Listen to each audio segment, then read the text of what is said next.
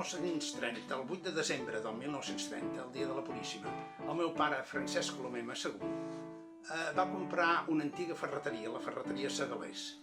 El 1 de gener del 1931 es va incorporar ja en la nova ferreteria, la ferreteria Colomer.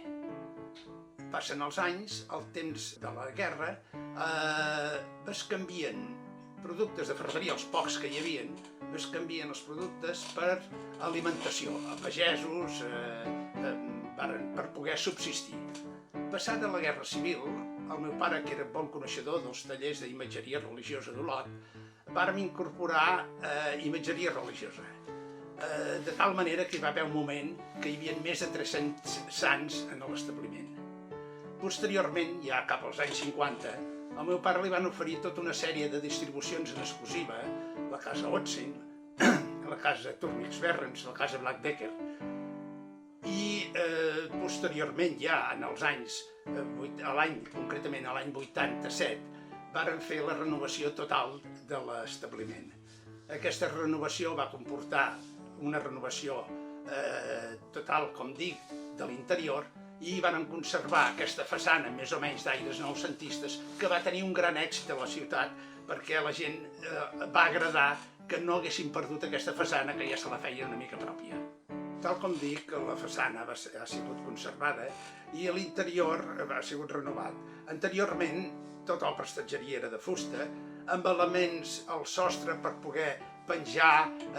Recordo, per exemple, que hi havia gàbies i garbells en aquella època que treballàvem i aquests elements estaven penjats al sostre.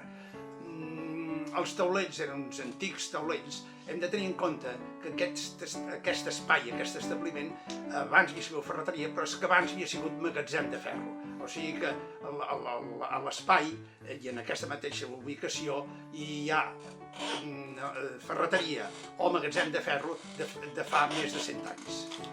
Un parell d'anècdotes que són verídiques, perquè jo les he sentit explicar al meu pare, i el meu pare era un home que no deia les coses perquè sí, que quan passava el tramvia per aquí davant, una senyora que diu: escolta, senyor Colomer, ràpid, doni'm una ratera que he d'agafar el tramvia. El meu pare li va protestar: miri, senyora, ho sento, però no en tenim de tan grosses.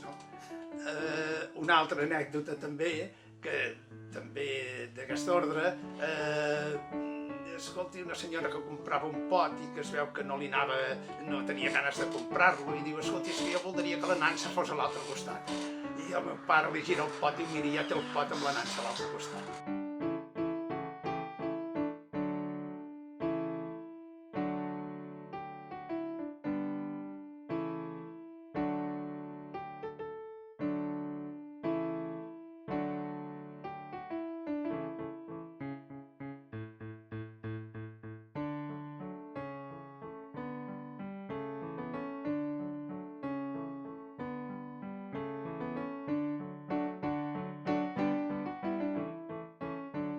Hem de donar les gràcies, naturalment, als ciutadans de Mataró, que gràcies a ells encara avui estem a la Riera, en un punt ben emblemàtic, i als ciutadans de la comarca, que els ciutadans de la comarca ens han ajudat molt també en la nostra activitat.